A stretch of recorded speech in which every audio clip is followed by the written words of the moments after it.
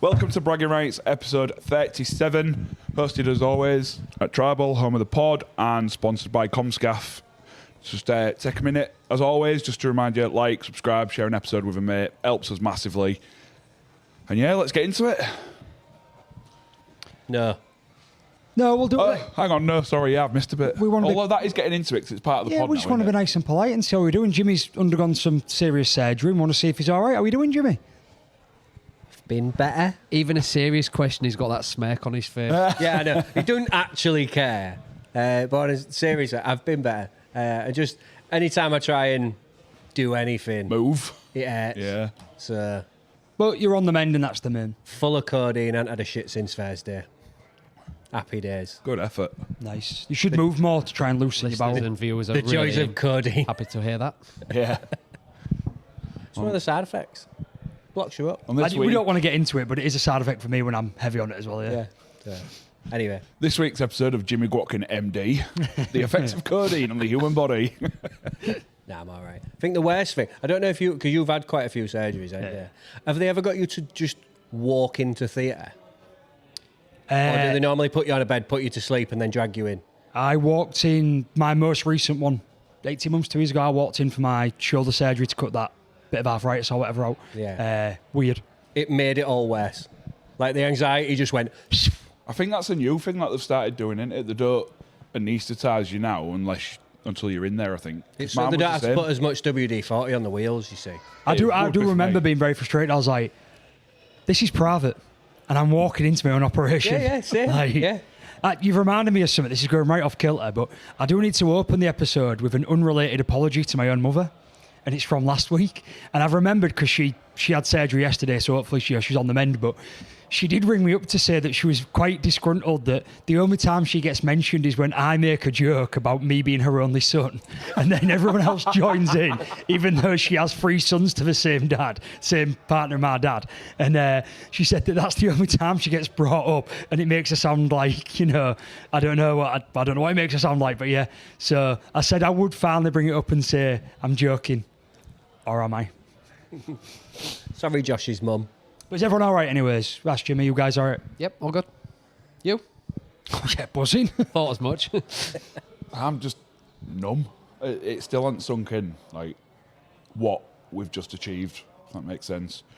I was trying to say it on Humberside last night to explain, and he said, when do you feel like you can pinch yourself and it'll feel real? And I made like a bit of a joke answer, but the reality is it still hasn't sunk in yet. It's still quite surreal. It's very bizarre.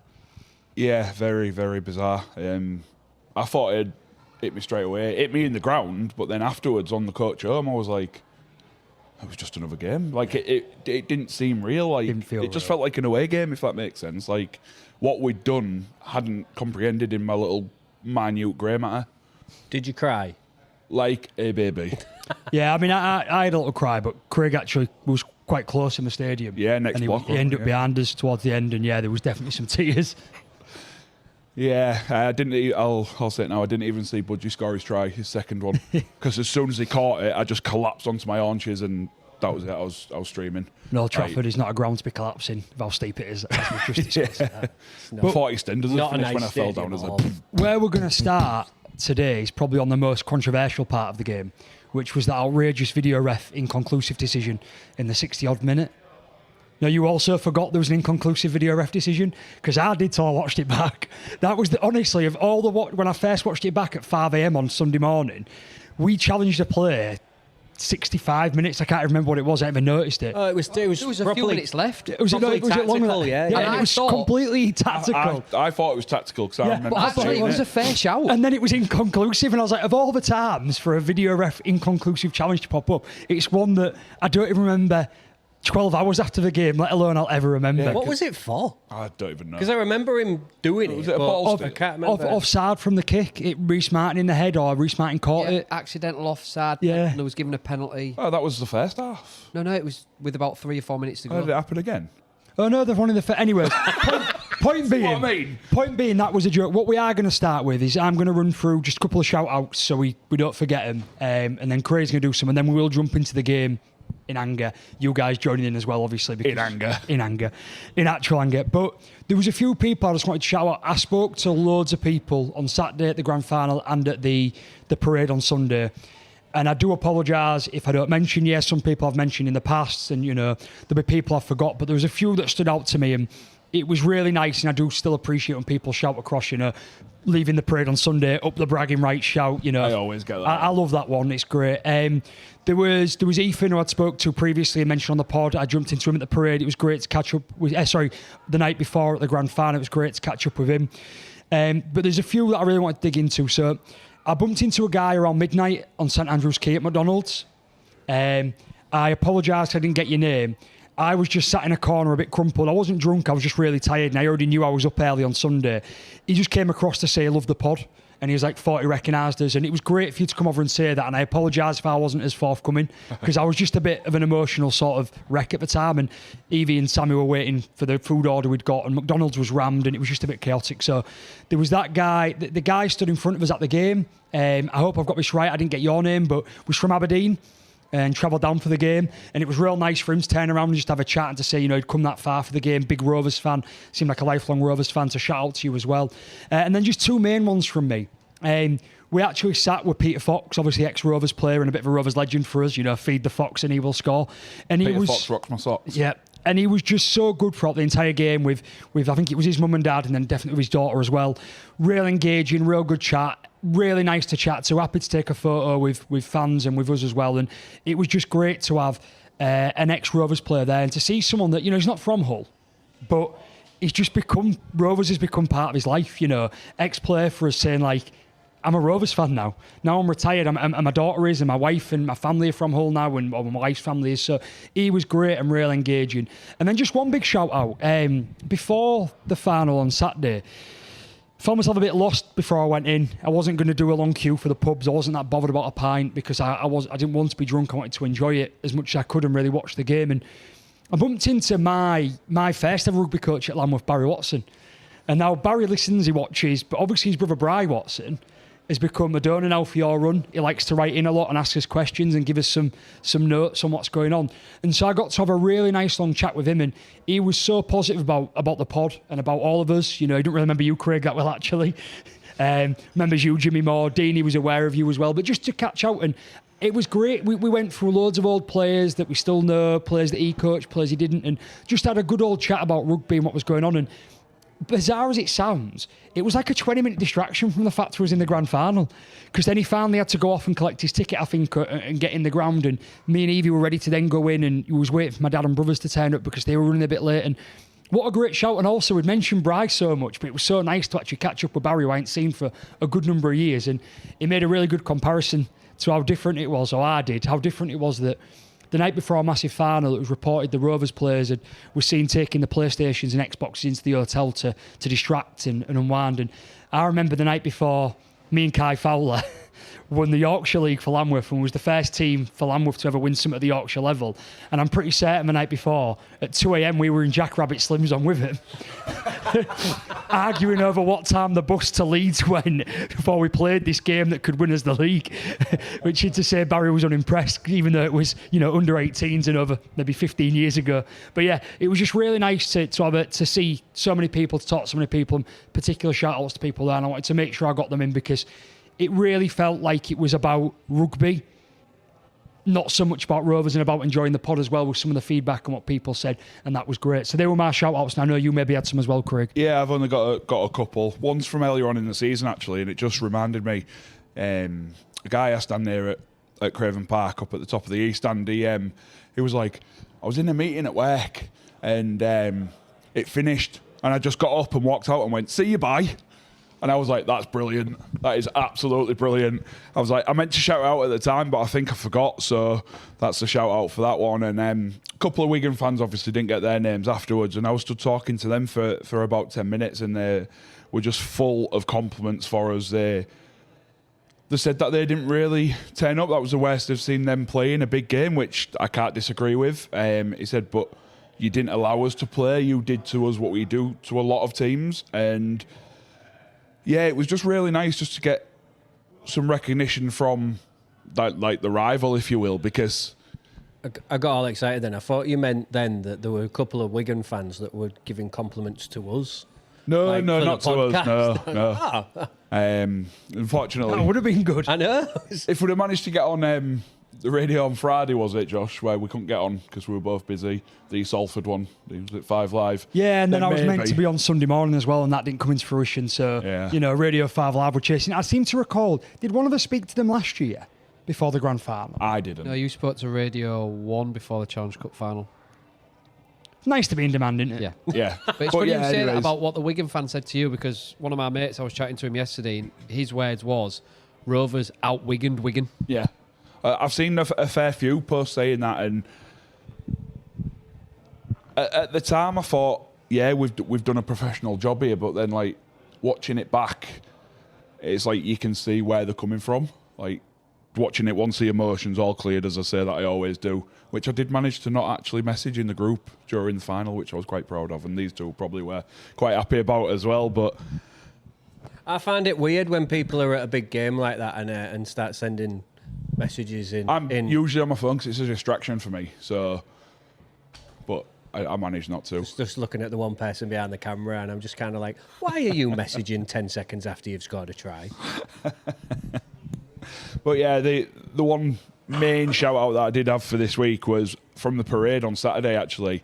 And we got there quite early so that we could get a spot at the front. You will have been early if it was Saturday. Yeah, we turned up at midnight. Sunday, see what I mean? I've got nothing. I have literally nothing most weeks, and now I've got even less. So, no, we got there early on the Sunday. We got near the front, and Craig Franklin came out with a bottle of fizz, give some of the fans at the front a drink and stuff. He was like, "Oh, have this on us, celebrate with us," like little touches and that. But this kid stood next to me. He went in his back pocket and he went, "Here, will you give that to Mikey?" And it was a folded up picture of Bevan French, and they actually called it out on the balcony, and Neil Rudd actually give it to Mikey. So, as soon as it was like, "Oh, we've got this," and then we was like, "It's down here." So massive shout out to Peter Barley for that one, because that was his idea. Do you know He that? listens every week. I did find it strange that Neil would do that. Like, I thought it'd be a bit more impartial. So on the balcony, when he did go, "Mikey, do you want to put this in your back pocket?" I thought that's a bit on the nose, but it now makes sense that it was orchestrated from. Yeah, it was a Rovers fan. from earlier on, and yeah. So Lauren, who was a friend of the pod as well, massive shout out to her. She's just got a promotion at work, so I just wanted to give her a shout out because she's a regular contributor. So I just wanted, it's slightly off track, but Actual friend of the pod as well. actual friend of the pod. Yeah, paid no, so member. well done. We want everyone to do So, well in yeah, life. head of English job. She's just got promoted, so well done, Lauren. Congratulations. Now it's game time. What a game. Fucking wow. As a game of rugby itself, to actually sit there and watch, what a game of rugby. Do you know after the NRL grand final, and all the talk was you won't see that in our grand final, they're always cagey close affairs, nearly always. And everything on the day, do you know last week I was saying to you, Jimmy, I could see it dawning on your man because I think you spoke back to me about it. I was saying everything feels like it's going our way this year. And then on Saturday, I was like, I've bought a new sweater for this. A new Rovers sweater, right? And I don't think I need it because it's not raining, it's not It cold. was really mild. It was It's really weird, nice. wasn't it? Yeah. You know, I bumped into a few people that had wrapped up for the winter weather that didn't need it. And, you know, it just didn't, everything felt different. And then on the day, the game itself ended up being probably completely different to how I reckon anybody pretty much predicted, especially all Apart the from me. all the predictions and pundits. You know, I'm not saying it's not a point right now, but 95% of people back in Wigan, but not saying we didn't have a chance, but just saying, you know, it'll be cagey, it'll be close, and Wigan will do this, and Wigan will do that, and they'll keep it tight and close, and Rovers won't be able to do this, and are they still tired? And it just didn't work out that way. It was, you know, it was, from us, quite frankly, my point of view, I wrote 3 things down that summed it up. It was dominant. It was absolutely magical. And, you know, on the nose, but it was history-making. And that, for me, I look at them 3 words and I think, I need to keep pinching myself to go, is it real? Because they don't seem right for Rovers. They didn't seem right, but that's what's happened. It was watching the game, and I said this, I think I messaged in the group, after French's disallowed try, they could come back to bite Wigan because that was Wigan's 2 chances to put a stamp on the game, because I think in Mikey's words, he was a bit excited to start the game. And Wigan would have normally put them 2 tries in, and it's a totally different ball game then. I'm not saying you want to come back. No one knows that, because, yeah, it never happened. But from that point on, from people will say O'Neill's yellow card. For me, it was Mikey's tackle on French that just started to flip the game. You woke up after that and then built into the game from there. Do you know what was really... I mean, it wasn't frustrating for me, but would have been frustrating for you guys. I don't know if I put it in our group chat or if I put it in the podcast group chat. Shit cameras at the game nearly afforded Bevan French that try. Because it was sent up as a try as well. Because it was sent up as a try, and the cameras are so blurry. And I found the clip on like Super League's Instagram and recorded it on my phone. And if I play it through, clip by clip by clip by clip, if you look at one camera, it's like, oh, it kind of looks like he drops it. And then another, one of the angles, it was from the far corner. If you play it slow, it looks as though, genuinely looks as though French keeps his pinky and his ring finger on the ball. And it could quite easily, just because, and I'm not saying he did, he definitely dropped the ball. I'm not saying he did. If they'd have gone on that camera only, that try gets given. And it is purely because of how shit the cameras are that are used. And I'm like, this is a grand final. How are we in a position where we're talking about a try might be given incorrectly because of how poor the images are? Like, and I'm like, I actually put it in one of the group chats, so I was like, a shit camera might do the over here. It was in our group, yeah. One thing that Super League have been consistent at this year is being terribly inconsistent with refereeing decisions and with using camera angles successfully. Yeah. And that just proved it. But I think you've raised a good point to sort of start the discussion. Got to the right. That there, for me, you're right. We started off a little bit too energetic, a little bit excited, giddy. That there was the start of Mikey on a big stage. Now, that tackle. Mikey went across. Did he drop it without Mikey's intervention? I think he sort of started to lose it before Mikey got there, but he's in Bevan's eye line. No, I think it rushes Bevan putting the ball down. It rushes him. Yeah. He's aware of it. Bevan's also got to be aware of the very short in goal and the steep drop, which could be a factor. But that was that kind of first big moment of Mikey was the one that grafted for that. We was caught out. And don't get me wrong, it was wild for Marshall to put the kick in. But such great vision. All of a sudden, that was the catalyst to turn it around. And apart from that 10 minutes at the first half and arguably 5 to 10 in the second half, it was really all Rovers.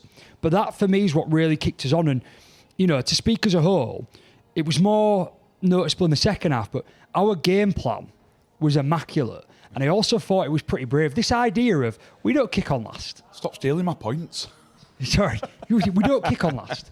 Because we know we're going to come up there, because we're smothering you in defence, so you're not getting out your half well, so your kicks aren't going as far. We was running it back really well, and now we're always making it into your 20 pretty much every time. We're just going to run it on last tackle, make you turn it around there and back our defence, not give them the opportunity to try magic from Field or French or, you know, any of the wingers or centres running it out.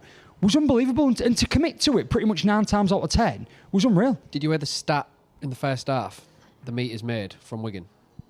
You'd restricted them per set to 20 metres per set. Wow. Around 20 Yeah, metres. I got that, because I got the final one was that in total we made 1,536 metres, but they only made 1,084.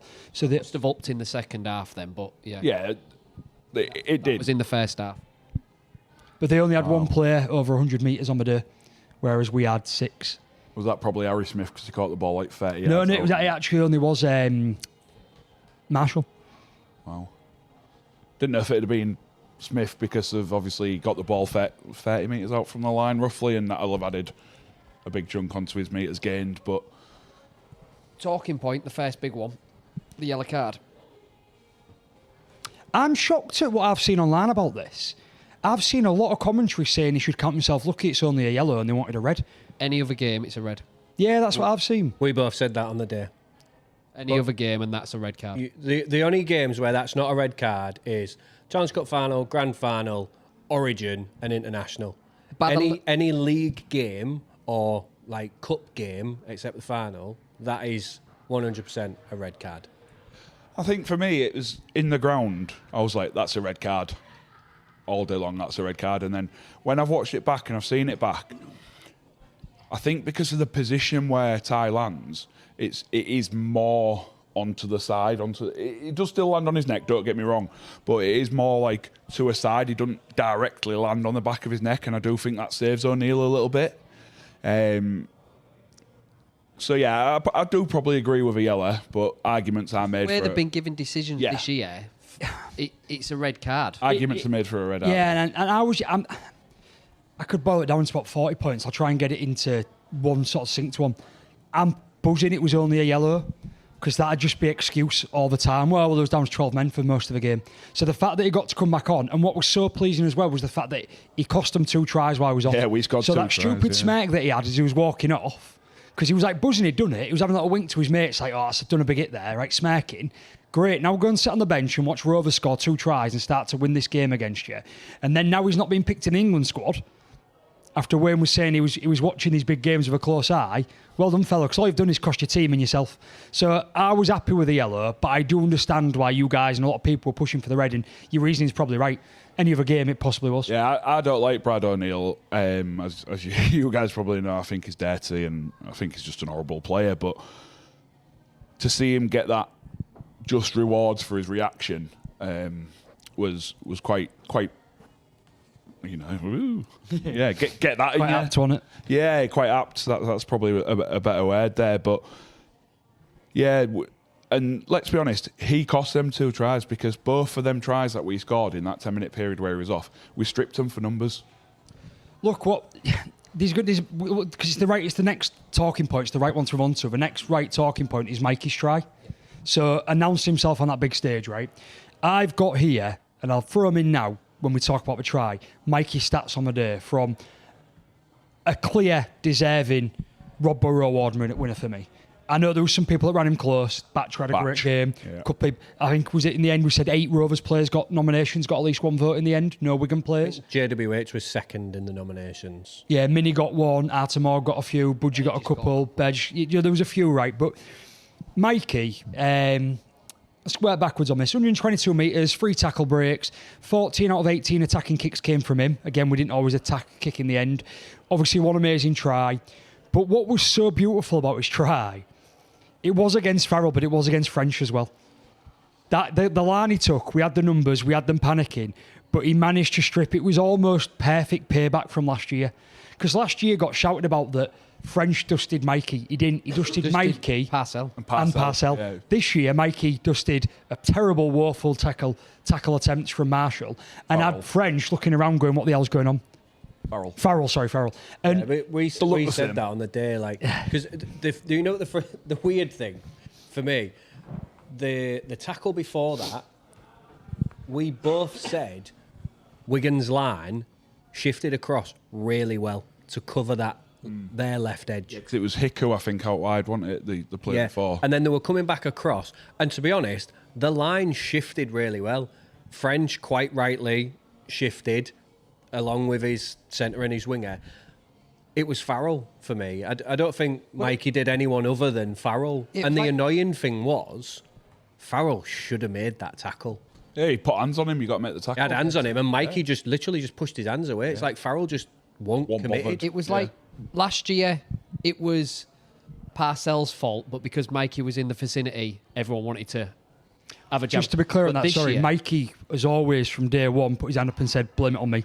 He's never took that view. He said it multiple times in interviews. He said, it's on me, it's my inside shoulder, it's on me. But I know we've I seen think he's different taking things. one for the team. He is doing, but I just wanted to for point me, out.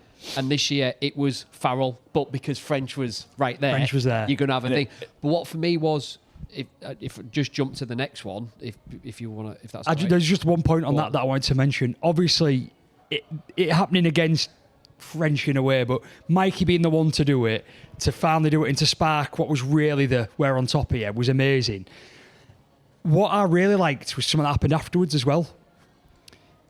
Bottles are thrown from Wigan fans at Mikey. Yeah, I saw that today. I But watched it again. Sue goes over to have a go at the fans. And I love that. Everyone's busy celebrating, and Sue walks straight over, and I'm thinking, I won't want Sue walking towards me. Do you know what I mean? Like, and I'd scrap for the best for him, I would. I've got a little angry man syndrome. close to the But he's fans right in to their the face, and goal he's there. giving it, and I love that because there's no place for it. So if it wasn't such a big stage and such an amazing try, any other Mikey try this season, that'd be my focus of like, well done for sticking up for your teammate and being over, because it was Mikey in a grand final against French and against Wigan. He goaded him, but there's still no need to throw any bottles. He didn't go to him. I disagree. This is what I was going to get to. I was literally just about to say the complete opposite, because I watched the try again today, because I'm obviously I've got fuck all else to do except PlayStation. Except to watch the Mighty Rovers. I've got to prep for a podcast. I'm watching wrestling. Been At professional. lunchtime. Yeah. I watched it, and Mikey sort of runs over to the fans, and I feel like he ran over to celebrate and then realised, oh shit, they're not my fans. And then he kind of backed out, and then Minnie ran in, and Minnie started goading him. Mikey, Minnie's got it in him, you hasn't he? know how short that in goal is? By the time It's he gets up from dangerous, putting that. it down, he's almost on the downslope, and he sort of goes to almost throw the ball, smiles, and then walks away. And I don't get this goading. I watched it back the same way. There is no goading from Mikey. Not from Mikey. It's Minnie goods. Well, maybe it's Minnie. But yeah, and that was the thing. Like, that's one thing I was going to bring up, because it was really surprising, because it's the complete opposite of Mikey. Yeah. Like, especially against Wigan. Like, you expect it from Mikey against Wigan, Hull, and Saints, because their fans have just brought it on themselves. And Leeds. I didn't know about that, but yeah. The second try.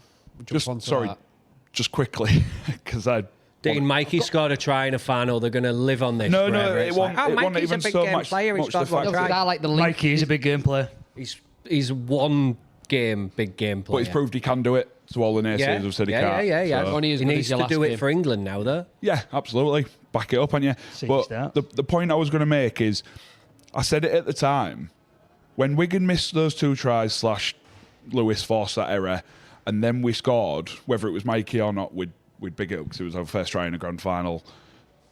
It felt like a wave of calm. I don't know if you felt it or Susan felt it or whatever, but it felt like, I don't know, something just changed once we'd scored that first try. It was like, right, that's going to settle us now. First points on the board felt, and this It felt massive, and it just felt... here, but of course it felt massive, because it felt like we was in control. But we watched the Lee team in the semi-final be in control for 40 minutes of the first half against Wigan and do nothing with it. And then Wigan scored 2-3 tries against the run of play before the break. Undeserved. And then all of a sudden, so not to jump that, but you're absolutely right. There was this attitude of, and this feeling of, I think we could do it. There was a belief, and that almost cemented it at the time. You're right, but yeah. I think the first try was euphoria. Probably all the tries was. The second try settled you down Massively. properly, because Massively. give you a gap, and you've backed your season on defence. And Yeah. I said at half time, I can't see Wigan scoring more than 2 tries. Onto that second try, that come about from indecisive reads and a manned switch from Farrell and French, because French is thinking, what if he runs over Farrell again? Farrell's holding off because he's scared what Mikey's going to do to him again. Ball's out. And in the build-up, Mikey had already made a half break in that gap again. So if you watch it back, before we go and spread it on, he pokes his nose through and they just get him. Yeah. So it's not even just from the first try, it's in that thing of, this guy's running at these gaps and he's making progress. We did that all game, though. Like, we sort of managed to get our nose through the line quite a lot, which against Wigan is quite unprecedented, really. Not many teams do that to them. Hull did it for 40 minutes in the cup game in that second half. We played around Wigan more that day. We didn't go through it. But we like, played around them. even still, you were still getting, even though it was out wide, you were still getting your nose through the line. Yeah. Players like Litton were like these little half breaks where on another day they slip off that tackle, he's got an offload out. So What it was, and I'm it's sort of now with been able to look back, it's sort of hard to define, but we had such a high amount of energy and so much go. I right? just couldn't fathom out how you had that much energy during It the game. almost now looks back, and obviously it's easy to do with hindsight, but you sort of think of the last 2 months of conversation, and it means sweet F all now. Rovers aren't peaking at the right time. Rovers look tired. They're only scraping by in games. All of a sudden, we've managed to win the league leaders, managed to get through to a grand final, put a dominant display in with the energy levels that are almost unbelievable. To go, well, is that a way to do it? Do you save it for the grand final? That's it. Like, I'm a firm believer. You can't just switch it on like that. That Rovers proved that theory wrong on Saturday. You have to build up to these games, and that was one of the reasons why I thought Wigan would win on Saturday, because they've slowly been building and getting better week on week. Whereas you guys have been, let's be honest, stuttering into the playoffs, stuttering into to win a league leaders, which most of you would say, and then the big game cut, and you just switch it on, and I'm like, that's what I'm saying. Hell? Does it change the narrative Have now? we saved If some? you look at last year, it was Wigan drop a bit in the middle, they build up and they get this purple patch towards the end, and they ram it into the playoffs to beat everyone. Is this a change in narrative? Well, actually, you build and build and build to three quarters, you drop a bit towards the end, but you've done enough to get there, and then you start to peak again. Because we did peak a bit against Saints. We had that energy in the first and second, and a bit of a second half. So I'm not saying rightly or wrongly, but I was blown away by the energy and the effort, and almost looked like a team that would hit the form of the life on Saturday night. It was sort of like third of the way through the season, Rovers, where we were. All right, we didn't blow Wigan away, so it's out of context, but it was like that Rovers side that we'd seen earlier on in the season, that were blowing teams away, that were going through the motions, and just, they were like robots, like we've seen from Wigan many, many times, like we've seen from Leeds in this infield, Borough, Buchanan, Peacock era. Like, it was just like a process constantly. It absolutely was. 90% completion rate for us, 72% for them. Tells you something what's gone on that tells the tale of the tape. Yeah. But On a dry day as well. I was just laughing about the dry track thing as you were saying that. I was thinking about something I just recalled, which was around seeing an article today about, do Rovers as a triple winning team rank in the top 5 triple winning teams? there is only 5. Only 5 teams have done it. So I'm like, talk about, it must be a slow news day and they're trying to get articles out. Because even if we're 5th, yes, we're in the 5. That's brilliant. So I think, in terms of moving on the conversation a bit, first half, apart from that penalty, which, all right, they took the 2, is what it is. I was very happy, very confident, and felt great coming to the second half. I didn't think it was won, but I felt if we could carry on doing what we was doing, that I was starting to believe. And I wouldn't have expected that, to be at half-time thinking, not only we've got a chance, but we're the better side here. And I truly believe we was at half-time. That penalty was frustrating because it came off his head, didn't it? That is the one, yeah. I think I'm getting mixed up with what the inconclusive thing was. That so was it came the off, penalty. I think it was Davis's head, and then Martin caught it. Yeah. It frustrates me because, yes, he's played at it with his hands, but he's made no contact with his hands. It's come off his head. That's accidental offside, not a penalty. But it's Accidental offside, still a penalty. It's not. no. Accidental offside would be if it hit Davis in the head and then it hit Martin in the head. So but the because fact Martin's that made a play Martin for it. made a play for it, knowing it had touched a Rovers player, it's I not always thought it accidental. was if it was the first man, not both of them. So No, it's the second man making the play. yeah, I stand corrected. Fair enough. Yeah, definitely a penalty. Obviously, Wigan, as we knew they would, came out in that second half, and I won't say they were dominant. Sorry, that's my big trotters. Yeah, I wouldn't say they were dominant. Playing footsie with your cable. Yeah, I was. Yeah, I like it in between my toes.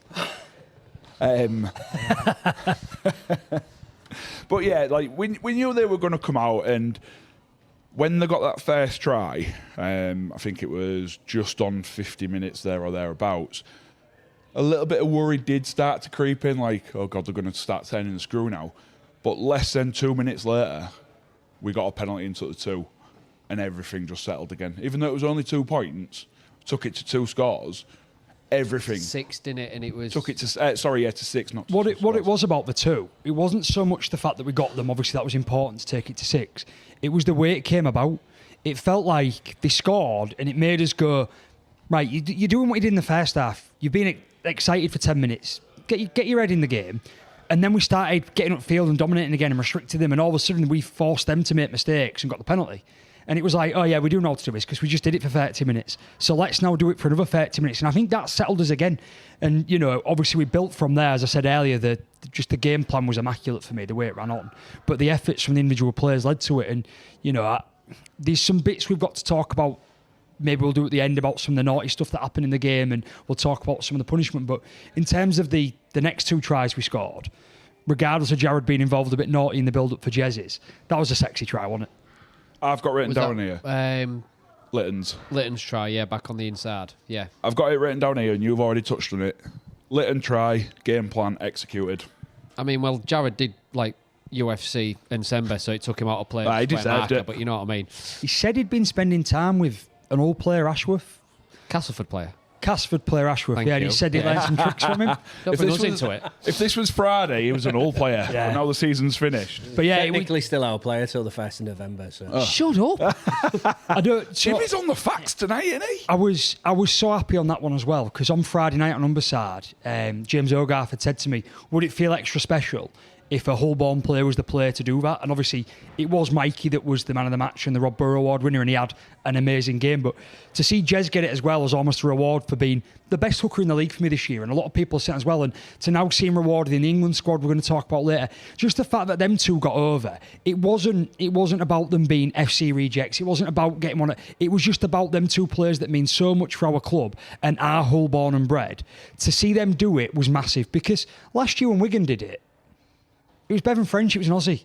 Yeah. It wasn't a Wigan-born player. It wasn't their academy side that had done the actual moment. And that doesn't take away from the fact that the squad, the entire team, built to that performance and that win. But the fact that Jez got over was real. I couldn't have thought of someone more I would have wanted to get over this season. More deserving to score that try in that occasion for you is... Jez has been, for me, your best player this season. And yeah, he deserved that try. That's why he won most of the accolades, and deservedly so. The awards, yeah. And trust him to score on the 1 week. I don't actually put a bet on him to score. How much did he cost you last week? 463 quid. That'd have paid for grand final. As you know, because I shared it as a believer, I did back Mikey to score, Rovers to win, Mikey man of the match. Yeah, you I'm did. surprised at how little odds you got on that though. Like you put $5 on and got like 40 quid back or something. Well, the RFL was going to gift us the game, so we knew what was going to happen. So they told the bookies, so I got rubbish odds. Someone put a bet on the back Rovers to do the treble, and it was only like 500 to 1. I think, yeah, but bookies have stopped doing the silly big odds after the amount of money they lost from Leicester. In the Prem. Yeah, maybe, but you think to win all three, to win to win the Premier League, yeah, fair enough. But to win all three, you got to think that there's only 12 teams. And also, I don't think the bookies understand rugby league like that. Yeah, but there's only They don't 5 teams that have. That's ironic. Like, now our main sponsor is a bookie. So what the bookies, right? Two things. They stopped doing it after the Leicester game anyway. They stopped doing the big odds. And in terms of rugby league, so it's my fault. I had a bet on... He backed himself to play for Canada, didn't he? 2016? Yeah, something like that. So 2016 World Club Series, there was 2 games that week. There was Rovers, Wakefield, and Salford versus like Huddersfield or something. I had bets on them with score, whatever it's called, handicaps. And then I had handicaps on all 3. So it was like Brisbane, Warrington, South Saints or whatever, and then it was like North Queensland, Leeds. I had bets on all them. Put 50 quid on and walked away with $9,500. I do remember you doing it. Like back when. I think 400 to 1. I think because of me, they've stopped putting big odds on rugby league. we was compared to Leicester online today by a disgruntled Wigan fan saying So you're getting relegated next season. Yeah, so that's all we'll ever do. But I'm going to steer us back to the game from the betting, because we've got the last try to talk about, and then figure we've maybe got 5 or 6 minutes left before we probably need to move on. I think you're about 5 or 6 minutes over. Yeah. So that's your fault for keeping it in. The last try, I know you said you missed it, but I missed it. It was... Well, you didn't, did you? You was there. No, well, yeah, I didn't see him score it. I've seen him score it since on numerous replays. Saw him catch the ball and then I saw him catch the ball, and I knew. You can probably imagine what happened. Yeah. It was like slow motion for me. He did run pretty slow. That's where I was. That's where we was. That was our corner. So it was like directed behind in that corner behind the post, and it was like, that's not going to go to a Wigan player. You know when you just feel like just you've knew seen, it, what- like deja yeah. vu, and it was just floating, and then Budgie almost looked half surprised, didn't he? He was like, He stops, he turns around, and then he starts to run. Mikey's already celebrating because he knows it's in, and then he does like an ash splash and gets it over, and Ash splash, love it. that was just the. That was the worst dive ever, by the way. I wouldn't have been tired, diving on leave them him alone. on them smelling goals. I wouldn't have been diving, but that's when the euphoria really kicked in. That was the tears. That was the I emotion. would have dived if I was running parallel to Yeah. the ball one, but no, apart from It that. was, for me, that's when it was just obviously unbelievable. I want to shout out some players before I wrap up with some final mentions of how it made us feel, and we can move on. But there was JWH deserves the shout out for, despite some indiscretions. There we go. I digress. Yeah, he's picked up penalty points. Fantastic. The way Who'd have thought? the way Rovers have announced it to say treble winner. Proper shit house with It's that. so good. And I only said last week, how good would it be if he got a red card in the last minute? Yeah. Like, Rovers have also confirmed on Twitter, X and all, whatever it's called, that they will not be contesting the decision. I'd appeal it just for shit and Like, proper shit See if we house. can get him off again. There was deservedly so the things he got wrote up for, and it was great to see. But he actually had, undoubtedly for me, the best game he had in a That was Rovers his shirt. best. Without a doubt. And it's so hard to We deny said that we did, watching, didn't we? so hard to deny that we did the right thing by signing him with what we've gone on to achieve. And Yeah. he did pick up a few votes. Another player needs a shout out, Mickey Mack, playing on a fractured ankle.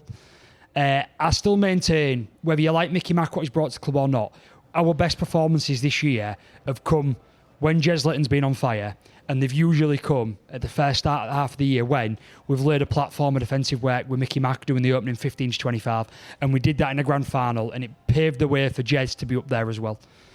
Yeah, I'll admit, like, just hearing that, regardless of who he plays for, regardless of what crests on his jersey, all that sort of bollocks, you know, this rivalry, these bragging rights, all that sort of shit, hearing a player had played any sort of sport on a fractured ankle, that is how.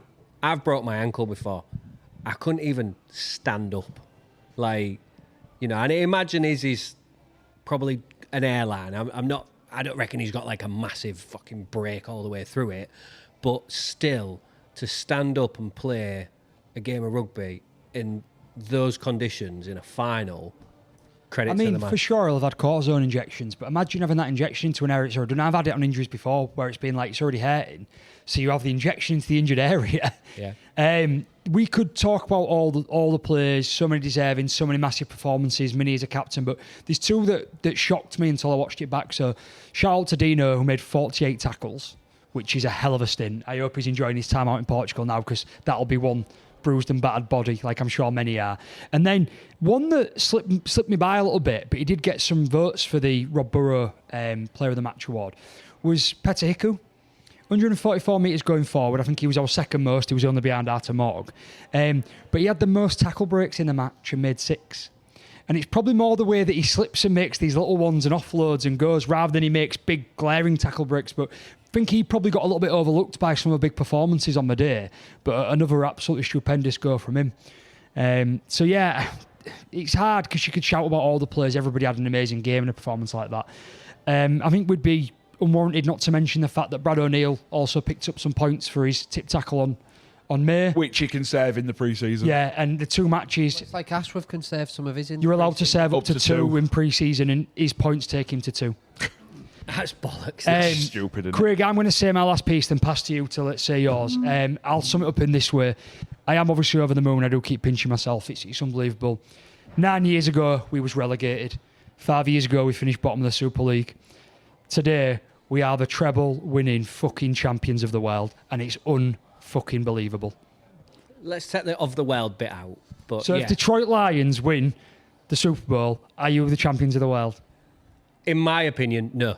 Okay. I hate it. I hate it. We were looking at rings when we were talking about the fact they all get a ring. Yeah. I and the only fact said that the I world don't to get a like it. But I hate American sports where like World Series for the baseball. Piss off. Well, it is, because there's one team in Canada and the rest are in win America. a game so in it's February, worldwide, you isn't it? can call yourself World, then, can't you? Yeah, beat Brisbane. Beat Brisbane. I only said it's get reaction. The Oh, first 3 well. points are what matter. What we've done as a club, the turnaround, and my final thank you and all that is it's for the players and everyone, of course, it is everyone involved, but thank you to Neil Udgell for for sticking with this club and doing what you've done. It's unreal. As a Rovers fan, it's so hard to put into words. He could have bailed out years ago and none of you would have begrudged him. No. He's so humble. You as wouldn't a have man called as him well. or anything No. because you'd have still thanked him for what he's done for the previous 15 years or however long it's been.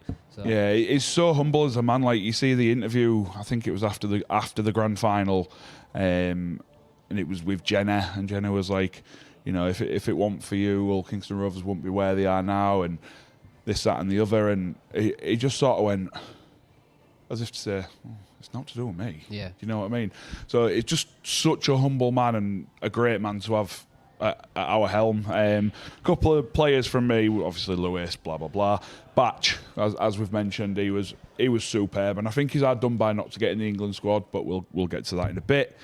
And Artemog, in that game, like you've just mentioned, he was lead meter maker, but his positional play in defence from Wigan's kicks was unbelievable. He had probably one of his best games in a Rover shirt, and he's had a few good games. So for me, Mog deserves a shout out as well. I know I said I wouldn't say what else, but fuck it. Fuck it, do what we want, mate. Champions. For him of the world, for him to have not played the Challenge Cup final because he was cup tired. I'd said the other week I was so pleased that like Gilly got to play in the game to win the league leaders, and Reece Martin to be there because he missed, the Challenge Cup final. For Morg specifically, it was great for him to have a great game and to get to play in one, given that he's lost in 2 finals before as well, and I was pleased for him on that. Go on, Jimmy. Sorry. Do you reckon some of the other Rovers players have just been like proper knobheads and just like waving the Challenge Cup medal in front of him, saying, "Well, you didn't get the treble, we did." What made me laugh with Morg is I was saying at the parade, and I don't know if. Don't come at me and say this is potentially xenophobic, because it's not, but as all the Rovers players have been absolutely on the piss for the last couple of days, what really made me laugh was seeing them all with crates of beer and pints in hand. And I said this at the parade, and I got a few laughs from it then, but I quite like to imagine that as they're all hammering beers in, and Sam Luckley's got a bottle of Nuki Brown, Morg's just got a little glass of red wine. Just sorry, yeah. But yeah, it was, for him to be the top meter maker on the night against people that often do that against Wigan as well. I think you're right to shout him out, when he deservedly got votes as well. Yeah. Watch him be the prime Freddie Flintoff from 05, front of everything, pissed out of his head for the next week. That'd be brilliant. We did actually reference that at the parade. I was talking to Graham, who, from the Sellers clan, who goes some of the away games and that with, and I was stood with them in the family, and he did say, he was like, Freddie Flintoff's territory. Can you imagine if it's like that? I was like, I absolutely could. This is like the 05 Ashes. Artemog in a pedalo in the middle of the North Sea. All right, I'm not going to... Just going round Marina. I'll happily share this rumour as well. An unnamed player who was one of the try scorers, who was from Hull and didn't win the Man of the Match award, was apparently seen at 6 a.m. walking down Preston Road on Sunday morning. Don't know if he's in search of a kebab, heading straight to Craven Park to get ready for parade or what. But yeah, stories like that and some of the photos I've seen from the celebration on Sunday, it's just magic in it. Yeah, and we spoke about Macalorum there, and... We ain't leaving. We ain't stopping. I'm going to toilet in a minute, so you better hurry up. It's like just this one, like... I watched it back and I didn't realise it at the time, and so I spoke about it with Susan on the way here. But Macalorum had a chance to make the game-ending tackle, and he got took off the ball by Farrell. Oh. But in terms of poignant finishes and stuff like that, it's not a gripe or anything like that. But how good from a personal point of view would it have been for him to make that tackle that ended the grand final? I think it was fitting that they brought him back on. Yeah, I think that was planned all along. That'll do for him, I think, mate. Don't worry about him making another tackle. I think he's happy. Don't you worry about that. It was a bit of a scruffy ending, wasn't it? But Poignant's not the right word, but I think it was more fitting that Jared picked up a ban to go to bow out. For me, that just is amazing. Sums up his career, doesn't it? Yeah, 4 matches. Yeah. Wow. So anyway, just wow. Yeah, I think we've spoken enough about Rovers. I don't think we have. Think for the FC fans that might still be tuned in, are we going on to the All section? They're gone. This will be the last Rovers review of the season, so you can quite happily watch the next 3 episodes. I know we're only talking about England and Australia, so we're done with that now. But let's just go to the sponsors and then we'll come back to the news. This week's episode is sponsored by Comscaff. Commercial Scaffolding, or Comscaff, are a Hull-based company formed over 30 years ago. They offer a safe and professional scaffolding service nationwide. For services and enquiries, you can go to comscaff.co.uk or call 01482 782 181. Josh. Thankfully, I can finally talk. You rank going on and on about bets all day. No, I am going to run around some quick news because there's been a lot of movement this past week or so. So news not related to the grand final as such. So first off the bat, I'm just going to tell you about some transfer news if people aren't aware. Andy Ackers will be joining Bradford from Leeds. That's them in Super League then. Sam Wood joining York from Castleford. And There was rumours he was supposed to be doing a swap with Darnell McIntosh at first with Lee, weren't they? Darnell McIntosh going to Cass from Lee. Lee haven't took that Wood one. Cass posted the other day, we're delighted to announce the signing of Darnell McIntosh, and I thought delight is not the right word. I bet you're not saying delight 3 games in. Then what? Yeah, them. Yeah, I get you. Some coaching moves then. So Super League legend, over 500 appearances to name Leon Price, has got an unlikely new role, but one that sounds quite exciting for the growth of the women's game. Going forward, he's going to be the York Valkyries head coach. And then a completely made-up role has been created for Danny Maguire at Leeds Rhinos, and he is now going to be the Rugby League Growth and Impact Manager. And what will his role encompass? Growing and impacting rugby. Impacting and growing Rugby League. Sounds like the type And of managing job, it. Sounds like the type of job that needs to be created somewhere like York or London or places like Honestly, it sounds like the type of jobs that I get, doesn't it? With these just like ridiculous titles. You don't need a rugby league growth role In in the Leeds area, do you? It is good to see him back at Leeds, though, and we'll see what comes from that. He's gone home. He's Let's gone. hope he's he a has better- gone. Yeah. I hope he's a better growth and impact manager than he is head coach. Okay. One from the grand final then, but not touching on so much either of the teams, but just in terms of engagement. Bearing in mind last year we got a 40% increase in television viewing. We've managed to increase again this year. Another 22% increase on top of that, which is absolutely huge. We had an average of 455,000 viewers at any one time, and we peaked at 530,000 watching the grand final. Good. So over 500,000 on a Saturday night is very, very good going. It's great to see the game growing and getting more viewership. What was the attendance? 68, something. 68, 9, 60. 70. Didn't crack it. No. No. It was higher than last year, but didn't quite crack the 70, I don't think. But last year was 68 as well, I think, wasn't it? So it was only by a couple of hundred if at most. And then last couple of points to go over. So just in terms of wider rugby league, so the NRL expansion works continue. They have announced that a team will be set up in Papua New Guinea in PNG from 2028. And they announced just yesterday that they've managed to agree on a name, so the PNG Chiefs. I'm not going to dive into the detail on this, I haven't noted it down, but it is worth a review. There's a lot of thought gone into this name. Using the term Chiefs actually comes steeped in history to do with a lot of what's happened around Papua New Guinea. There's something stupid like over 1,000 different tribes, over 100 different languages spoke, all these different islands that make up what is PNG and makes a lot of the islands around in that South Pacific area. And they think it's really fitting to show what used to be chief tribal leaders for all these hundreds of thousands of different tribes and different cultures that have meshed into one country. So I think Chiefs are a really good app name, and yeah, they're going to be expanding again, and they'll go to 17 teams. Yeah, because Perth come in 2027, I believe. Don't Yeah, and they? they're 2028, Perth, is it yeah. Bears? Yeah, Perth Bears, Bears. yeah. So they're So yeah. expansion. Not fair for him next year. No. Perth 2026. And No, next they've year, done it. They've done it right by announcing a team 18 months before the joining. Not like Super League who are throwing 3 new teams in 3 months before season starts. Great segue that, Dean, because this week, and probably just after this gets released, this is the big week to finding out how the IMG gradings for Super League are going to go for next year.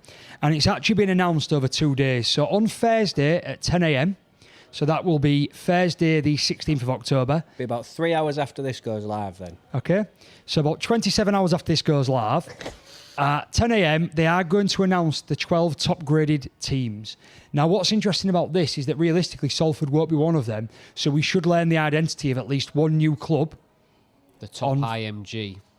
on Thursday morning. Wow. And then on Friday morning, directly 24 hours later at 10 a.m, we will find out the identity of the 2 additional clubs that are coming in on top of that, whoever they may be. Now, up to speculation, we could just see Salford drop out, maybe a Toulouse drop in on Thursday, and then we get London and York on Friday. We could have something blown out the water, maybe Salford and Castleford both drop out, and we don't know if Castleford are in till Friday. All these things could What was happen. interesting, I saw the Not performance. picking on Castleford, sorry, the just as an performance example. points were released couple of days ago, weren't they? Like, obviously, you top, then Wigan, I think we're ninth. Toulouse were above Wakefield and Castleford. Yeah, I'd seen that. Toulouse were 11th. I think Castleford and and Wakefield 12th and 13th. Castleford 13th. I said after Toulouse won last week, the rumour mill and the discussions in secretive about Toulouse, the chance of them being in went into overdrive. It almost became accepted knowledge in rugby league circles, and it changed my opinion because I wasn't expecting. What I it. don't like though is you've got the top 12 decided by IMG, so whoever that is, And that's then going to two be chosen. and then 2 chosen by a select panel. I don't like that. Right, just to straighten that out, the top 12 decided by a structure that was put in place by the RFL, not IMG. All right. Like everyone now, because everyone keeps like digging out like IMG is shit. IMG ain't doing I ain't shit. said IMG is shit. IMG, all IMG have done is like Don't have your second argument recommended- inside 24 Oh, hours. no, all they've done is recommended, and the RFL were like, yeah, we like that. We're going to do that. But yeah, so the points that have been put out now are just the points that will be given to the clubs for their on-field performances. So if you're looking at any of these lists or anything, that's not the final like league, if you want to call it that. There's still points to go in there for finances. There's still points to go in there for like fan engagement. Oh, we know and all that. sort of shit. I know you do. We will, and you will find out on Thursday and Friday morning, respectively. So that wraps up news from around the world today. Let's move on. Let's get 15 minutes on England, shall we? After travel. Let's get travel and then 15 minutes on England, shall we? No, it's nice and easy for travel, isn't it? Just want to let everyone know that for the Ashes, they will be showing every single game of the Ashes series. That's the 25th of October, the 1st of November, and the 8th of November. All 3 games, they all kick off at 2:30 in the afternoon. And yeah, if you're a season pass holder for FC or KR, bring your season pass, buy some Treble food. winning KR.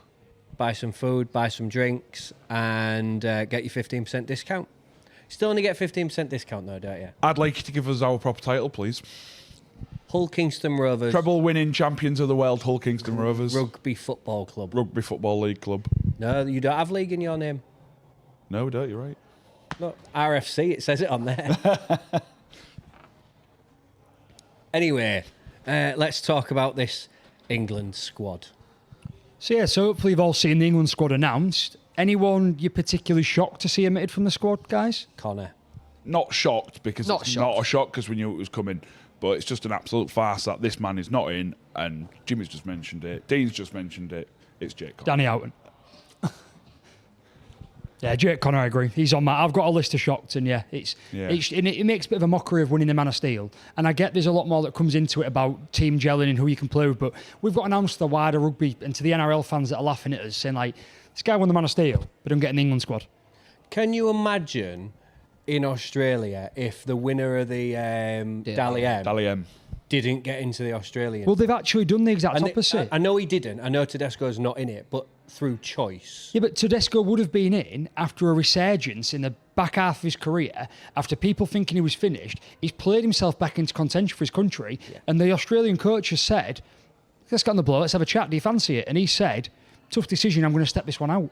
So they are doing, and we're just doing the opposite. It's his brother's But wedding in it, I think. you've got before to- he steps out. From Wayne's point of view, I'd seen he'd said that the Dream Team and the Man of Steel mean nothing to him coming into selection. Makes sense. That's because none of them lot have credit in the bank.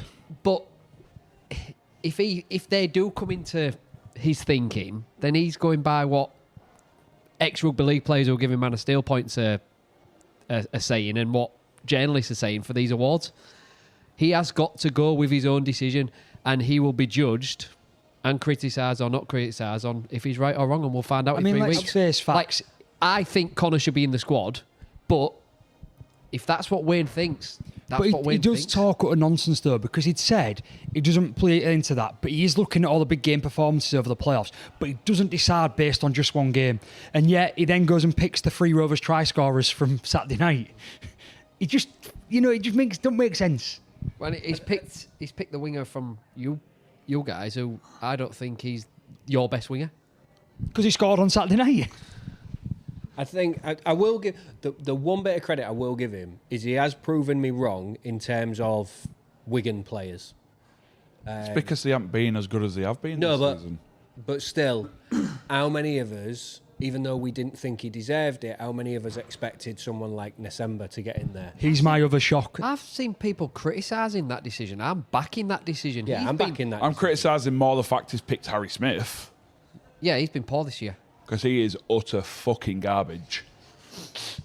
There is Thompson, Insember and O'Neill that we would have all thought was going to be in that squad, but at the same time, we all thought don't deserve to be in that squad. So I'm happy he's made that decision. Okay, so we're all shocked Connor's not in. Who's the one, if you had to pick one player, who's the one player you are shocked that is in? That's easy. It's John Bateman. Okay. Not shocked in a good way either. I'm not shocked because he's NRL and he's still playing consistently in the NRL, and that means something. Maybe I've just jumped the gun on that one, but it was one name that I thought there are better. You know one players that to pick. stands out to me, because I think we've got better wingers at the moment than him, and Tom Johnston. I don't think he's been that great for Wakefield this year. And I think a lot of it was down the other side, wasn't it? I'm glad Martin's not in the squad because I want him to. I think Insember's suffered this year because he was thrown in last year at the England squad, and then big year with Wigan, played more games than he thought. So I'm happy that Martin has now got the rest and has got time to develop properly, and Davis as well. In terms of the Insember pick, though, if that's the reason he's made the decision, he shouldn't have been selected on form. But if it's also the fact that the guy's 21, 22 and he needs some time off and he's not ready, the same we've been talking about Lewis Martin saying he's not ready to be thrust onto that big stage. It can only be better for Insember as a player, Wigan, unfortunately. He needs a rest. But England as well. So I think it's right. I was quite shocked that we didn't include him, but yeah. And I mean, yeah, Johnston's obviously a bit of a shout out as well. Anyone from you, Jimmy, that was particularly shocking? Jack Wellesby. What an utter garbage fullback. Like, throwing garbage around. He is. I like it.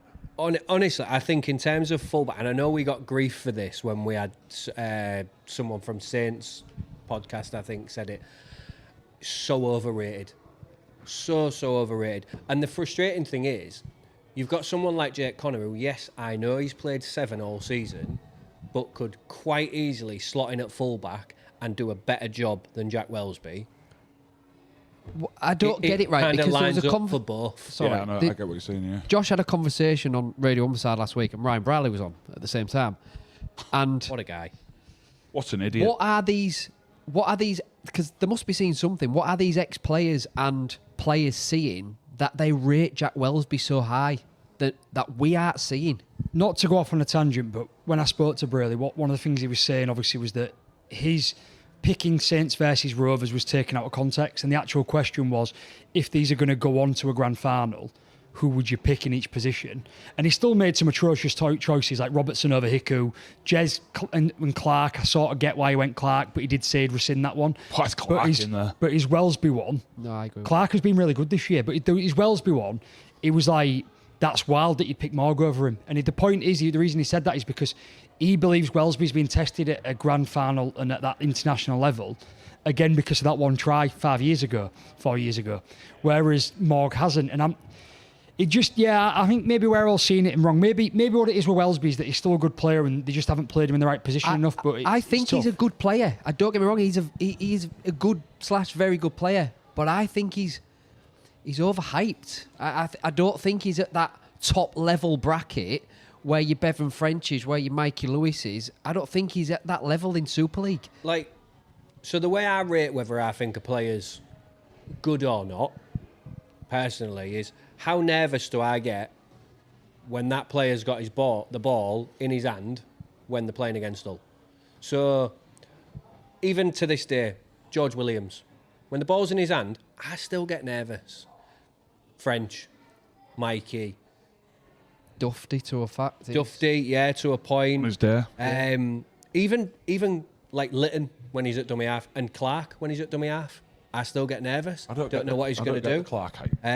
Clark has honestly had a great year for me. He's been brilliant this year. He's picked the right. If we could have Clark starting and Jez on the bench to almost do a Mickey Mack and a Jez combo, 100%. I think that could be a way to go to give us a half a chance. I said after you played Saints at home in the league, not the playoff, 2 months ago, I said I hope we've just seen the two hookers you did, selected for England. But do you know who else I'm finish pleased my for? point, Oh, sorry, go on. I have never, ever, not once, been nervous when Saints are playing Hull and Wellesby's got the ball in his hand. he has done some never. damage to Hull over the years, but you tell He me any don't scare player me that. though. So If we signed him, I won't be like, woo, yeah. yeah, I completely agree with what you've said there. There are players that get you panicking a bit, and he's not one of them. Players that I want to shout that I'm really pleased for. I was obviously pleased for the Rovers lads, but Budgie a bit more. I think it's a shame that Davies didn't get him, but I think Budgie, he's probably in the top 5 wingers in Super League this year, especially when his players had a couple of weeks out injured recently. So I'm happy for him. But Walmsley was deserving, right? Yes. Walmsley actually, as I said, I think I said a couple of weeks ago, was topping some of the charts for a prop in the league. And I know I always joke he's good for one knock on a game because he usually is, but bit of an old head, somebody to go in the game, though, isn't and it? go up against the Aussies. So I'm quite pleased. But someone I'm really pleased for, Owen Trout, Yeah.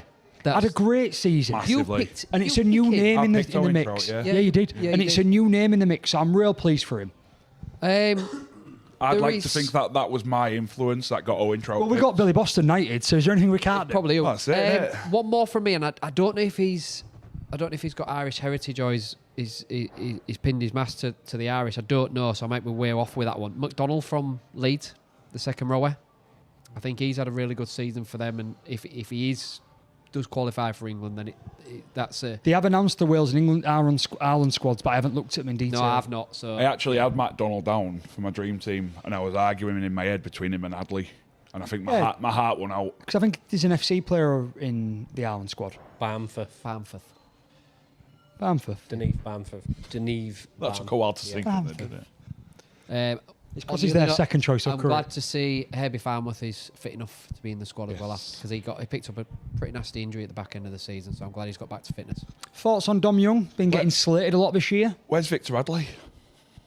Pulled out, didn't he?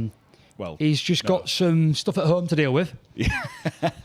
I love the way Jimmy missed my sarcasm. I am not a Let's just fan of. not get drawn into controversial discussion. He's a bit of rocks and diamonds for me, is Dom Young. Brilliant going forward, great finisher. He leaves a lot to be desired in defence. He gets pulled in, sucked in quite a lot. They'll have great experience of playing against him with them Aussies, so they'll know his weaknesses. Rovers have got a player in the Ireland team as well. Louis Gorman's in. Fair enough. So going on, we've seen the team. What would your 13 be? Do you want to go around and just basically, Craig, if you want to start or someone else start, name a fullback, and then we'll see if we agree and go around like that, like we've been doing teams we'll do recently. that. Zach Hardacre at fullback. All right, James. No, Stall is only joke. I know. Have him at second row. Fullback. I think there's only one choice. Wellesby. Brimson. So I've got Brimson. Brimson. Wingers. Budgie and Young. So I've gone for Budgie and Young. Yeah, I'd probably go with that looking at the squad. centres. Josh. I've got Wardle and Farmworth. Yep, same from me. Yeah, you can't argue with that, I don't think. Jimmy out to change. No. Same. Halfback partnership. This is where it's going to get controversial, I think. I've- Not between us. I've gone with what I want, not what I think he will do. Well, that's what we want to know. I think he'll go Smith and Williams, but I think Lewis and Williams. Yeah, that's one. I've gone Lewis and Williams is what I'd like to see. Me. I think. Yeah. Same. I think they could complement each other more than we. Yeah, give because credit. Williams has got the structure and the knowledge, and then Mikey can just play his game. No, he's but off, I think he's off the Mikey cuff. can have the structure and, He can. and put a kicking game. If he can get that forward pack moving for him and he can put his kicks in similar to what he does for He Rovers. can, but what I meant by that was Mikey's off the cuff stuff is devastating. And I've got Morgan Knowles at 13, and I think we talk about this in the group. He can be that man who gives them a bit of leadership that they might be lacking without Smith in that team. So Yeah.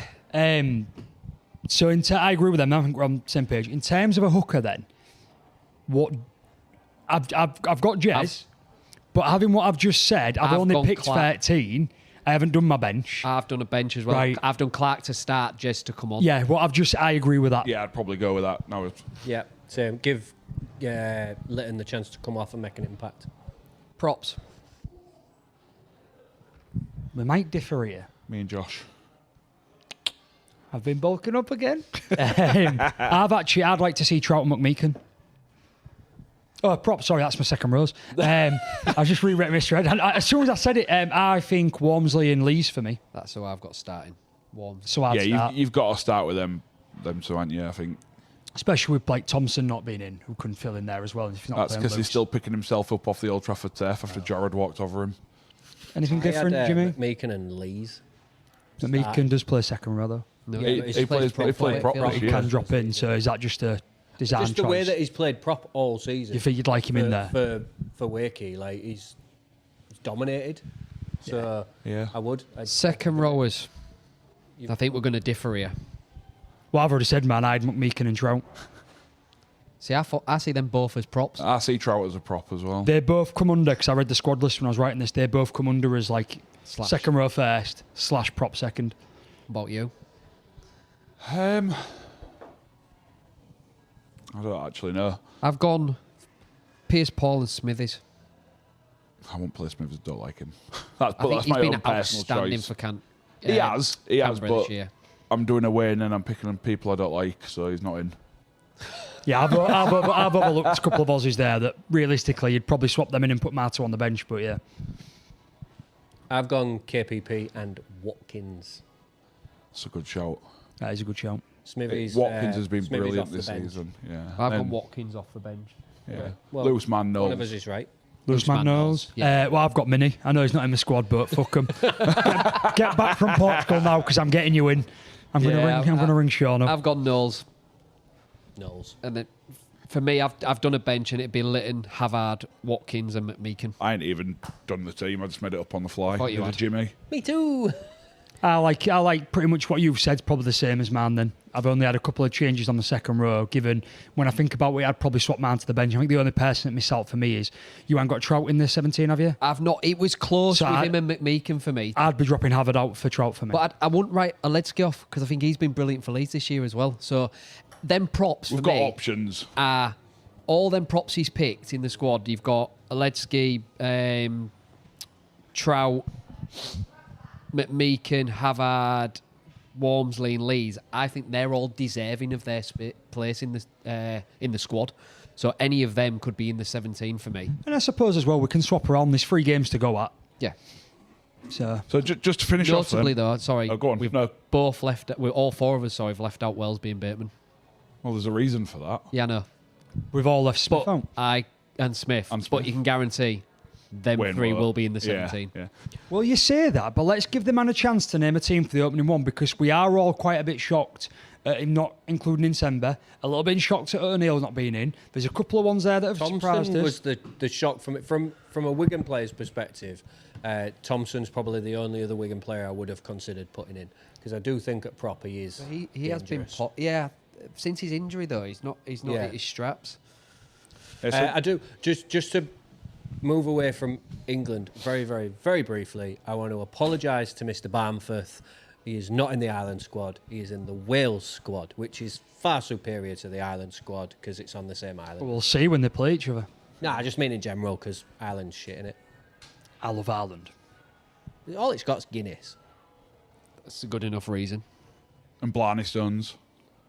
Amazing golf courses. But Wales is technically part of England, so that makes it cool. Right, come on, crack on. Anyways, so just to finish then, so speaking of people to miss out, Connor is the second man of steel.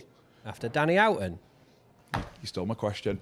To miss out in the same season that he won it, who was the other one? And what do they have in common? They're both shit. Both won the cup with all. Yeah. So there you go, you see. That was a bit harsh. Don't be Craig. closing that. No, We need no. that Let's around the corner. Like, keep we Get got that him opened. with you. Why do I need- Because we're going to... Right. I thought we'd bin this bit off. Before we go on to predictions then, and we talk about what happened, we're just going to have a little bit of a look back at the start of the season, the four of us did predict what we thought would be the grand final winner, the Challenge Cup winner, the Man of Steel, and the Young Player of the Year. Okay. Did we maybe do league leaders? Yeah. Yeah, I we think did. And Craig's going to give us an update and let us know just how we did. So, league table, quick rundown of how. Oh no, because that's how I had it, not how we all had it. It wasn't a unanimous thing. Scrap that. So, grand final, I went for Wigan. The only one who didn't go for Wigan was Jimmy, who went for Wire. Yeah. So we should all get bonus points. Because Wigan Because got he there. was further away. And at What's least that? Wigan- Not really. 5 points. I'm just trying to not do the forfeit. Wigan didn't win. Wire didn't win. I was just as close. I as do you. recall the discussion at the time being like, in my head, and I think we sort of on the same page, like, if we're going to win something, it'll be the Challenge Cup. Yeah. We couldn't expect to win the other stuff, and So- that's how it Did I have went. you down for league leaders? We'll get to that. I think I did. I didn't. No, we didn't do league leaders. I didn't think we'd done league leaders. No, we didn't do it. We did do our In my league. head. We did do a full league together though, didn't we? Yeah, Wigan at the top. I think we all unanimously said. I don't think I did. No, I'm sure you said yeah. I said, No, I don't I said know. you'd win league leaders because we're going to be distracted by Vegas. Yeah. Go back to Anyway, episode so 1 and Challenge listen Cup. to that. Right. I argued in. Head said Saints, heart said Rovers. I went for St Helens. Oh, so you were wrong. I was wrong. Well done. Josh and Jimmy both went for Rovers. We Dean just went for massive Warwick. Rovers I went fans, for aren't Wyatt, we? didn't I? Yeah, he went for Wire, yeah. Enough. So we definitely get a bonus point. Man of Steel, I went for Ashton, who that was over after about round 3, I think it was, when he did his ACL. Yeah. Yeah. Josh and Dean went for Bevan. only And one Jimmy last went for Tristan Saylor. We went for Bevan and thought it was bad. So we Yeah, all but lost. what you've got to think of though is he's look at his dad. So young player then. I went for Eckersley. Josh went for Kai Taylor-Ray from Warrington. Jimmy probably had the best shout here, Bailey Hodgson. And Dean probably had the worst shout in Logan Moy. No comment. Jimmy's face. FC just threw him to the Wolves, didn't they? Forgot about him. No, he's In still at fairness, all. He's no, not he gone did- to Warrington. He did start. He started the season, but he just didn't hit the heights of what we all knew he was capable of doing. I just don't think he had chance to want selected. I think it's a conversation for next pre-season if he's still at the club. Yeah, definitely. I wouldn't be surprised if we maybe not let him leave, but put him out on loan next year for the season. Season long loan. Yeah. Can understand that, right? So let's- basically across the board, all terrible then. Yeah, pretty much. Let's get this out of the way then. Predictions. So we can put them on screen. They should be on screen now. Yeah. The 1 week I go, fuck it, Rovers by 14. I get maximum points. You actually won the gold cap this I week. did win the Gold Cup this week. But we also confirmed that you won something else. And it's honestly an honour. Back-to-back champion myself after winning last year. And Unofficially won. Unofficial, yeah. just get him to bite so easy. Do- I've you know what- gone do you know what I from do top like? to bottom. Yeah, so Craig technically won last year and now has absolutely just pissed it down. I the had drain brain this farts year. most week. I think the 2 missed weeks probably didn't help, but I'd probably only scored 2 points over them 2 It weeks is, anyways. it is an honour, though, to be able to bestow upon you the wooden spoon for the full season. Well done. Araz, Sir Dickhead. You're not on camera, mate. It's got the link. Fuck's sake. And I get the fun part of picking your forfeit. I'm glad it's you. Are we back Well, on I'm screen saying now? I'm glad. So let's just cover the league table. So we've got Josh won out of us, but didn't win out of all. So the full winner was a lass called Emma. Unfortunately, Emma don't pay for a Patreon subscription. She's so fuming about this, by the don't way. I've count. had loads of messages from Emma. do you know- right, she could have. We said week 1, all you need to do is pay for one. Pay for one. One subscription. She could have paid for a £5 any time up until today, and she would have had the option to come on the podcast, but she didn't. The highest paying Patreon member in the league, unfortunately, is Mr. Daniel Frederick. Go on, Freddies. So he's not just a friend of the pod, he's known to me and Josh.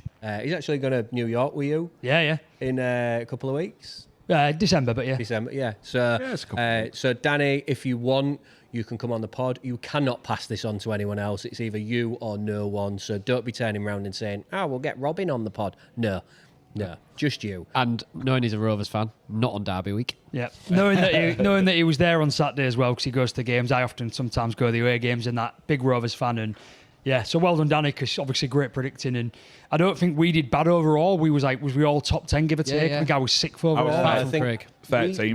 Me and Dean took a hit in the last week because there were so many points being given out for the last game. So I think we finished outside of the top 10. Well, okay. But so 10th and 10th 12th. and 12th. I might be in 18th. So 10th then, for not Dean 13th. and 12th. And then I think I was 6th. So we weren't bad in the team of 78 people, but so we will be and then Susan finished 8th. So we will be renewing it next year most likely. We'll have the same comp again. Hopefully get the same people in, just get some new people in, and people are used to it now. But yeah, it is my pleasure to have picked the forfeit. Josh picks the forfeit because he was the highest ranked finisher among us. Finishing 5th overall, so well done, mate. Thank you. I did have some discussions with these. Don't include them. No, we didn't include. He just told us what he was going to say. Is that what you was talking about earlier? Yeah. Full-on discussion with me earlier on. Right. Yeah, I know. Now my anxiety is now settled because I didn't know what you was talking I about did say- all the way through this pod. I've been worried about what was spoken about, but now I know it's We're a not sacking you. forfeit. I'd walk away before I got sacked. Your forfeit is you have to do another year of this tripe. No. What's happened is, you are right, being a Rovers fan, I wouldn't do out crazy. And I also have to think I could lose this in the future. And I wouldn't do anything to you that you could do to me. But you do have to be punished. Yep. And bearing in mind Rightly so. last year, we had Jimmy in his Hull shirt at a Rovers game. We felt we'd do something similar. But it just wouldn't be fitting for you to go in your Rovers shirt to KC. You do that for derbies and you get to enjoy it because we always win. And if you went to go and sit in the away stand, you'd sit there and get a few jabs. But they're in an area like the back of the East Stand or the East Stand Bar or Craven Street. So I've decided that your forfeit will be... I've no idea where you're going with this, and that's worrying. You will be going in your Rovers shirt to a Hull FC game, but it will be an away game. Get in. And it will be Wigan Warriors away. Yes. Do you know what? I'm actually happy with that. I'm not, because I have to sit with you in the You don't car have to- all the way You there. don't have to sit with me. Oh, I'll no, sit in the... we're doing coach that day. Oh, yeah, we got to do. Yeah. Oh. But I'm committed to coming with as well, so we'll all go. Are you wearing an Hull shirt? No, I'd never just wear an Hull neutral shirt. colours, neutral colours. But I mean, it just normally I would happily wear a Rovers shirt. I wouldn't care for it. But in terms of you're being punished on the Yeah, day, it takes away from the... Can we make punishment. sure it's none of the blending in kind of like bollocks? Oh, no, it'll be a red and white It's shirt. gotta be Yeah, red and white. Absolutely. and to be fair, they'll know who I am anyways because my new Treble Winners necktie will be on clear show. It's going to get one each trophy outlined. With a knife and I fork. think you can't change it now that's locked in, right? It depends if I get a better offer. No, it's locked in. I think I've got off lightly there. Compared to what you could have done, where you could have gone with that, I think I've there got was off lightly. ways he wanted to go, but you point blank refused to wear an Hull shirt. I will not wear an Hull shirt. Exactly, so we're limited. So, yeah, but there we go. And obviously, I've been a bit calm being a Rovers fan. Hopefully, we'll see what happens in the future. But we'll probably go again. We'll go from there. Now, I think we're pressed for time. Well, we are, but just before you close up, we spoke about the England and Ashes. We have... Us four are going... We're not recording next week, so before the first test, you won't see from us or hear from us again. Us four are going to be here. So I need to speak to the camera. No, is she not coming? Oh, I don't know. Is she coming? But no one cares about her. The fans only five- care about us. Us five are going to be here in Treble for the first test. So if you're loose end, you want to go out and watch the game, come down here, come and say hello if you haven't met us before, or if you have met us before, coming in and have a drink with us. I don't like the fact that she's coming. Shut up. It gives away the mystery of Susan. We can get a mask. I'll get in contact with that one who has the Robin We'll mask. get a mask then. You seen that Robin but yeah, mask? Like Well, luchador. Back onto that. Game kicks off at half two. We'll be in here from about 1:30, 2 o'clock. We'll be in here for Josh is on about getting absolutely... Well, it can be Bottle our, of it's like our end of season sort of piss up as well. yeah. Extending it to all the fans Yeah. if you want to turn up. If you want to come in, don't. If you don't. do, then I we'll might see even you. have 2 or 3 shandies. Good lad. You will be. So, yeah. So, thank you as always to listening. So there'll be no episode next week. There will be a forced break, but then we will be back after that in 2 weeks' time when the Ashes kick off and start. As always, we'd like to say thank you to our sponsor, Comscaf, and to say thank you to the home of the pod, Treble. As you can see, we're here as always, so please come down and support. And don't forget, if you do, to bring your season pass to get 15% off food and drink, or even just pop in for a drink if you're passing. We've got no excuse to forget it. It's on our phones. Absolutely. Please continue watching, listening. Don't forget to like and subscribe on YouTube particularly. And from me and from the treble winning champions of the world, it's see you bye. Yeah, been a fantastic year. Thanks for listening, everybody. We haven't finished yet. No, we've still got more to go. Just say it. We've wrapped the season up. All right, okay, see you bye. Don't forget to sponsor me to do London Marathon. See you bye. I'm not leaving. See you bye.